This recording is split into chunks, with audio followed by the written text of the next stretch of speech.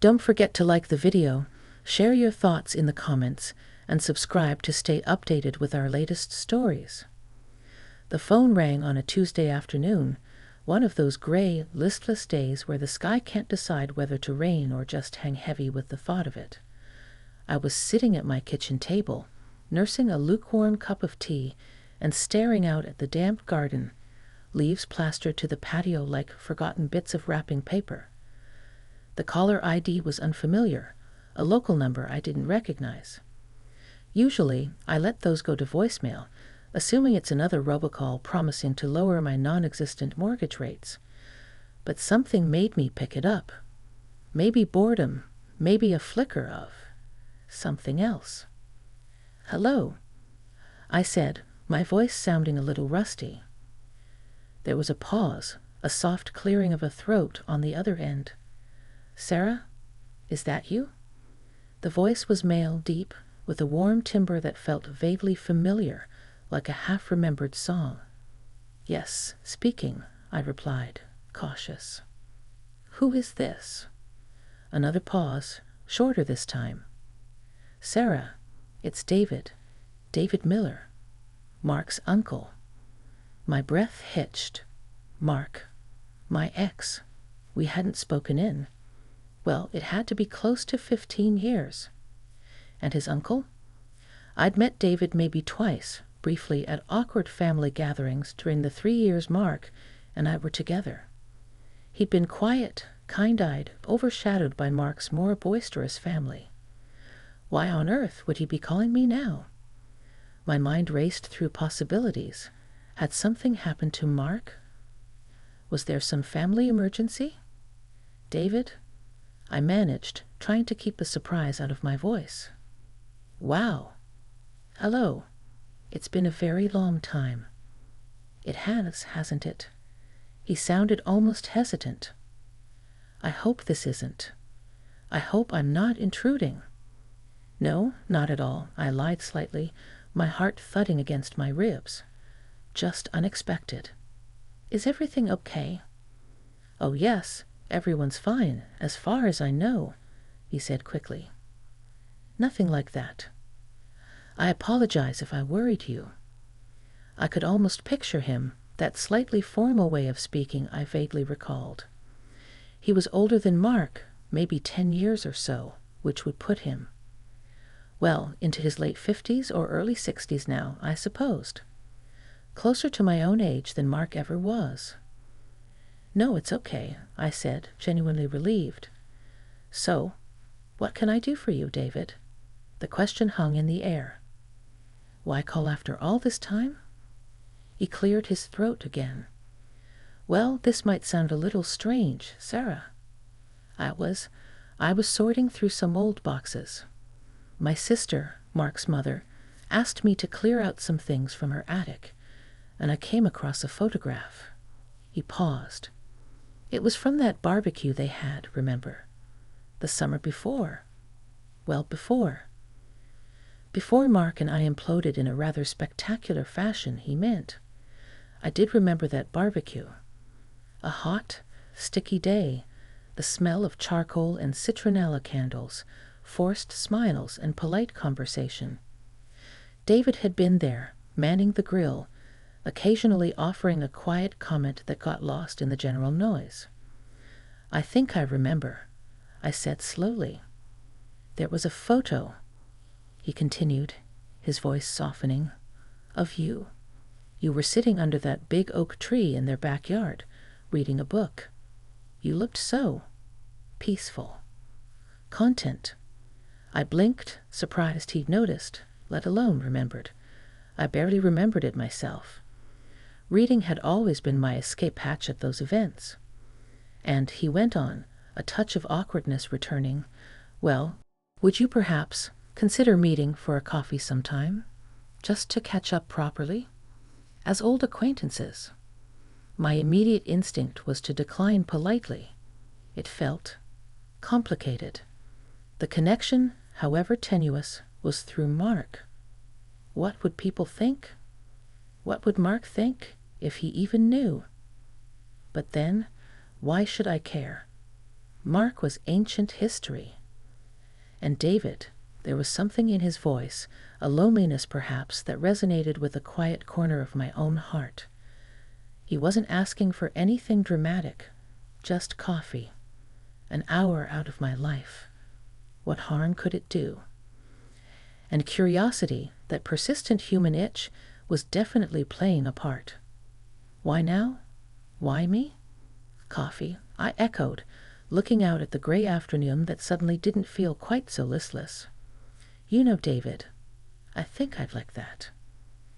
The following Saturday found me sitting in a booth at the Daily Grind, a local coffee shop known for its decent brew and relative anonymity. I'd arrived 10 minutes early, a nervous habit I'd never quite shaken. Butterflies, or perhaps small, agitated moths, fluttered in my stomach. What was I doing, meeting my ex-boyfriend's uncle? It felt like breaking some unspoken rule, even 15 years later. I smoothed down my sweater for the third time and took a sip of water, scanning the entrance. I wasn't even sure I'd recognize David immediately. My memory painted him as tall, dark-haired, with kind eyes behind glasses, but time changes people. What if he looked completely different? What if *I* looked completely different to him? The photograph he'd mentioned captured me in my late 20s. Now, firmly in my mid-40s, the landscape of my face had certainly seen some weathering. Just as I was starting to seriously reconsider my decision, the bell above the door chimed, and a man stepped inside, pausing to scan the room. It was him. The hair was more silver than dark now, especially at the temples, and the lines around his eyes were deeper, but they were undeniably the same kind eyes I remembered, still behind glasses. He carried himself with a quiet confidence, a subtle assurance that hadn't been as apparent years ago. He spotted me, and a slight, almost tentative smile touched his lips. He walked over to the booth. "Sarah?" he asked, his voice just as warm as it had been on the phone. "David." I smiled back, relieved. "Please, sit down." He slid into the opposite side of the booth, placing a worn leather briefcase on the seat beside him. He wore a simple collared shirt and trousers, nothing flashy, but neat. There was an air of thoughtful respectability about him. "Thank you for agreeing to meet me," he said, his gaze direct but gentle. "I wasn't sure if you would." I was curious, I admitted honestly. It's not every day you get a call out of the blue like that. The waitress arrived, and we ordered a black coffee for him, a latte for me. The brief interruption eased the initial awkwardness. Once she left, he leaned forward slightly. I hope it wasn't too strange, my calling. The photo it struck me. How different things were then. They certainly were, I agreed. We skirted around the obvious topic, Mark, for a few minutes, talking instead about the town, how it had changed, the ridiculous price of property, the usual safe topics. But the elephant, or rather the ghost of my ex, was definitely in the room. Finally, David addressed it, albeit indirectly. "You know, Sarah," he began, stirring his coffee slowly, "I was always sorry about how things ended between you and Mark. It seemed unnecessarily messy." I appreciated his acknowledgement. Mark's family had firmly closed ranks back then, and I'd felt very much like the villain, regardless of the actual complexities. "It was a long time ago," I said, trying to sound philosophical. "We were young." "We were," he agreed. "But still, you always struck me as having a good head on your shoulders, level-headed." I laughed softly. "I'm not sure Mark would agree with that assessment." David smiled, a genuine, warm expression that lit up his eyes. "Mark and I often have different assessments of things. He's my nephew. I love him. But we're very different people." That admission surprised me, I'd always assumed a united family front. Hearing David acknowledge their differences made him seem more individual, less like just Mark's uncle. We talked more easily after that. He told me about his career in structural engineering, about the projects he'd worked on, his quiet pride in buildings that would long outlast him. He spoke of his late wife, Eleanor, who had passed away nearly 5 years ago after a long illness. He didn't dwell on sadness, but spoke of her with a deep, abiding affection that touched me. He described the quietness of his house now, the adjustment to living alone after decades of partnership. He wasn't complaining, just stating a fact, but I understood the echo of silence he described. I talked about my work at the library, the satisfaction of connecting people with books, the quiet rhythm of my days. I spoke a little about my own life since Mark, a couple of relationships that hadn't lasted, friendships that had, the contentment I generally found in my independence, though admitting, like him, that quiet evenings could sometimes stretch a bit too long. What struck me most was how easy it was to talk to him. There were no pretenses, no games. He listened intently, asked thoughtful questions, and shared his own experiences with a quiet openness. The connection I felt wasn't romantic, not exactly, but it was substantial. A meeting of minds, perhaps. A recognition of shared sensibilities despite the unusual circumstances of our reacquaintance. He wasn't just Mark's uncle. He was David, a man with his own history, his own perspective, his own quiet charm. The hour we'd implicitly allotted stretched into 2. As we got ready to leave, standing outside the coffee shop on the sidewalk, there was a moment of slight hesitation. What now? I really enjoyed this, Sarah, David said, meeting my eyes. Much more than I even expected. Me too, David, I replied sincerely. It was surprisingly nice. He smiled again. Perhaps, if you're not busy, we could do it again sometime. Maybe dinner. My internal alarm bells, the ones conditioned by years of caution, pinged faintly. Dinner felt like a step up from coffee. But then I looked at him, at the kind eyes, the silvering hair, the gentle way he stood there, not pushing, just asking. And I thought, why not? What was I so afraid of? I'd like that, I said. I really would. The surprise and pleasure that flickered across his face were genuine and oddly warming on that cool afternoon. Dinner happened the following week. David suggested a quiet Italian place on the edge of town, dimly lit, with checkered tablecloths and the comforting smell of garlic and baking bread. It felt different from the bright, public space of the coffee shop, more intimate, more intentional. My nerves were back, but they felt less like anxiety, and more like a curious sort of anticipation. What was this connection we were forming? It defied easy labels. He wasn't just an old acquaintance, not anymore. But what was he? He was waiting for me at a corner table when I arrived, rising politely as I approached. He looked distinguished, wearing a sport coat over a button-down shirt. He'd clearly made an effort, and I found myself glad I'd chosen my favorite silk blouse. "You look lovely, Sarah," he said, his compliment straightforward and sincere, without any hint of practiced flattery. "Thank you, David. So do you." We settled in, ordered wine, and picked up the conversation almost exactly where we'd left off. It was remarkable how easily we talked. We discovered shared interests, a love for old black and white films, a surprising fondness for the same obscure folk singer, a mutual appreciation for quiet walks in nature. He told me about his tentative plans to visit the national parks out west, something he and Eleanor had always talked about but never managed. I shared my own half-formed dream of taking a sabbatical to volunteer at a library in a small town in Ireland. These weren't just polite exchanges. It felt like we were sharing parts of ourselves, testing the waters, finding common ground. He asked me more about my life, not just the highlights but the textures, the challenges of dealing with library budget cuts, the small joys of finding the perfect book for a struggling reader, the quiet satisfaction of tending my small garden. He listened with genuine interest, his gaze steady and thoughtful. He didn't interrupt, didn't try to offer solutions unless asked, just listened. It was a rare gift.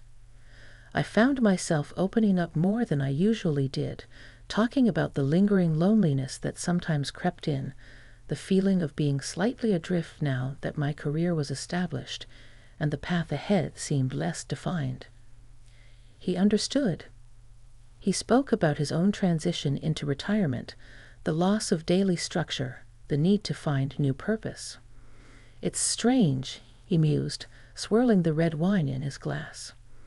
"You spend decades building a life, a career, a family, and then the structure changes. You have to find new ways to fill the space, not just the time, but the emotional space." His words resonated deeply. We weren't trying to fix each other's problems, just acknowledging them, creating a space where those vulnerabilities could exist without judgment. During a lull in the conversation, he reached across the small table and briefly covered my hand with his. It wasn't a possessive gesture, or even necessarily a romantic one. It felt more like emphasis, connection, understanding. His hand was warm, his touch gentle but firm. I didn't pull away. The contact sent a surprising jolt through me, a warmth that spread beyond just my hand. It felt right, comfortable, unexpectedly so. He withdrew his hand after a moment, a slight flush rising on his cheeks, as if surprised by his own action. "Sorry," he murmured. "No, don't be," I said softly, meeting his gaze. "It's okay." That small moment shifted something. The air felt charged, not with awkwardness, but with a different kind of awareness. The ex's uncle label felt increasingly irrelevant, almost absurd. This was David, a man I was enjoying getting to know, a man I felt a growing, complex connection with.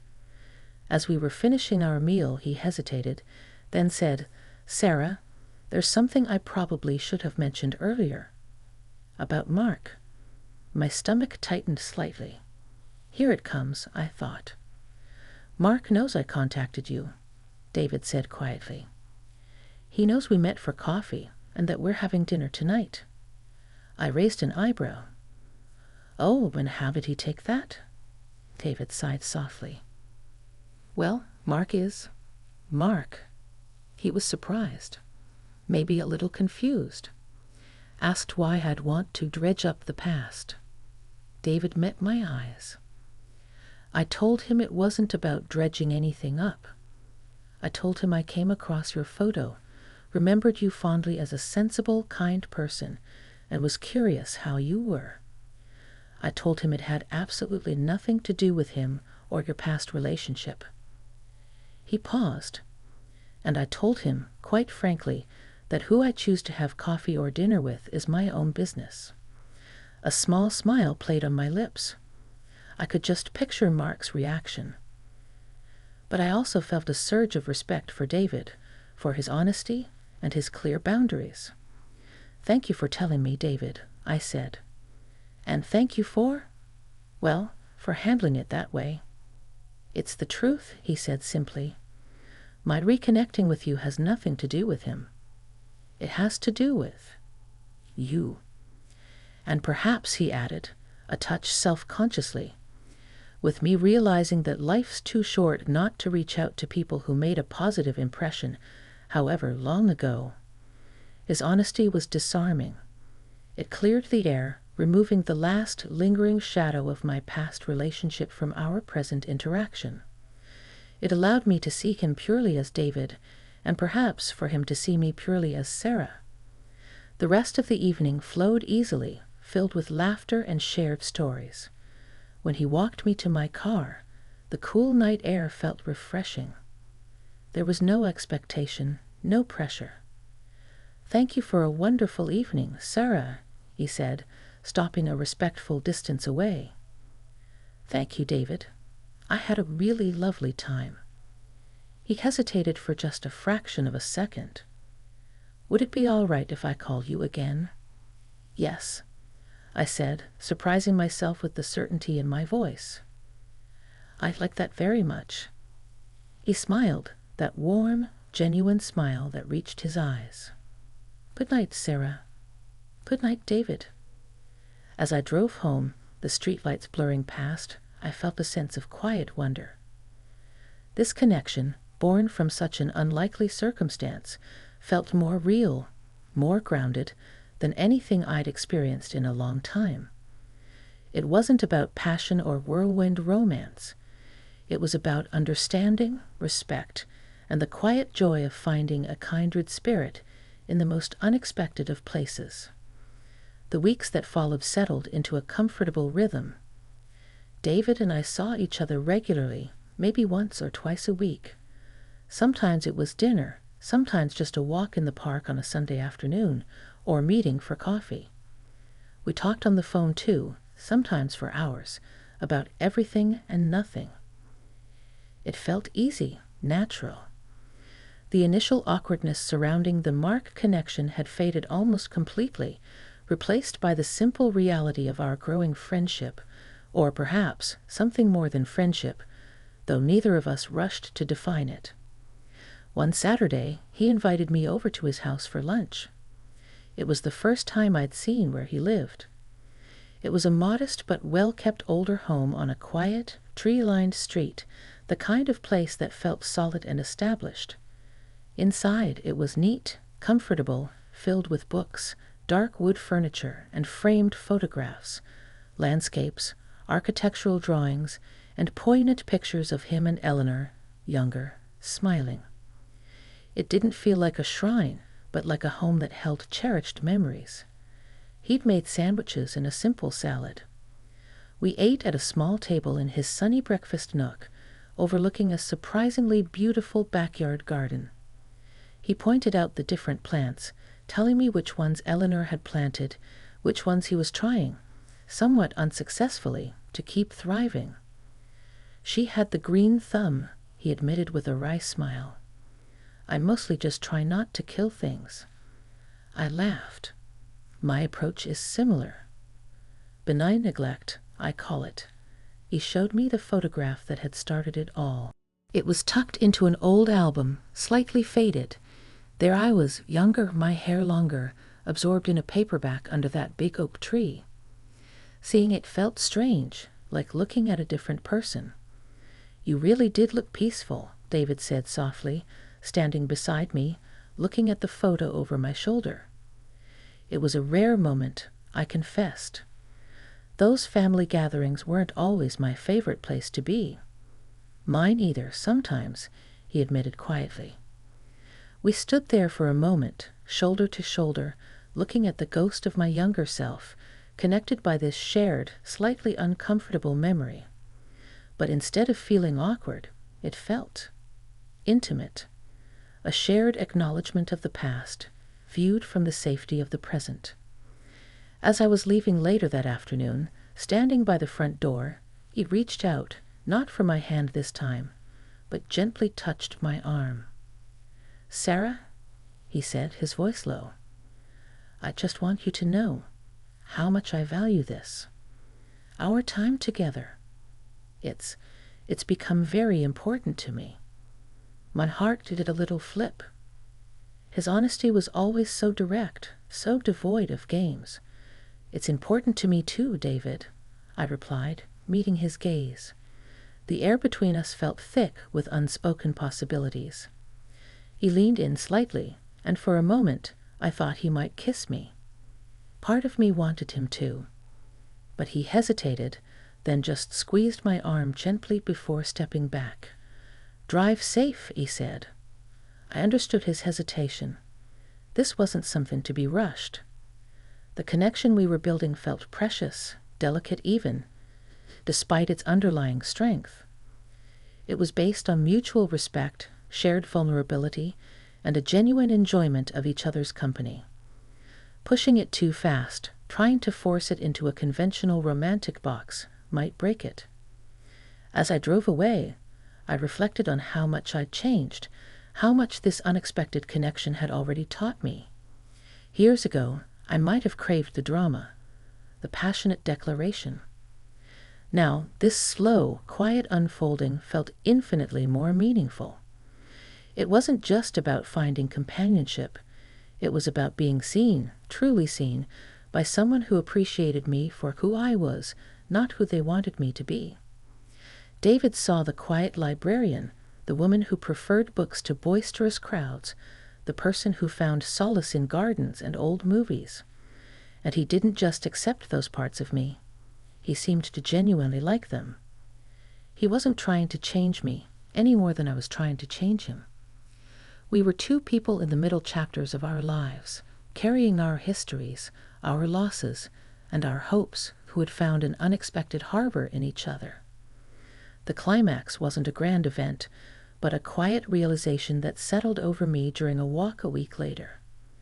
We were ambling along the path by the river, the late afternoon sun casting long shadows, the air crisp with the promise of autumn. We weren't talking much, just enjoying the companionable silence, the sound of crunching leaves underfoot. And I realized, with a clarity that was both startling and peaceful, that I was completely happy. Not ecstatically, head over heels happy, but deeply, contentedly happy. Happy to be walking beside this kind, intelligent, gentle man. Happy to have found this unexpected connection that nourished my soul. It didn't matter what label anyone else put on it. Ex's uncle, friend, partner. What mattered was the reality of it. The respect, the understanding, the quiet joy. David must have sensed the shift in my mood because he turned to me, a question in his eyes. I simply smiled at him, a genuine, unreserved smile. "It's a beautiful evening, isn't it?" I said. He smiled back, understanding dawning in his expression. "Yes, Sarah," he replied, his voice soft. "It truly is." He reached out and took my hand, lacing his fingers through mine. This time there was no hesitation. It felt natural, right. We walked on, hand in hand, into the fading light, not needing words to understand the significance of the moment. It wasn't a fiery beginning, but a warm, steady glow, promising light and companionship for the path ahead. And for the first time in a long time, I felt truly hopeful, not just about this connection, but about the unexpected beauty life could still offer.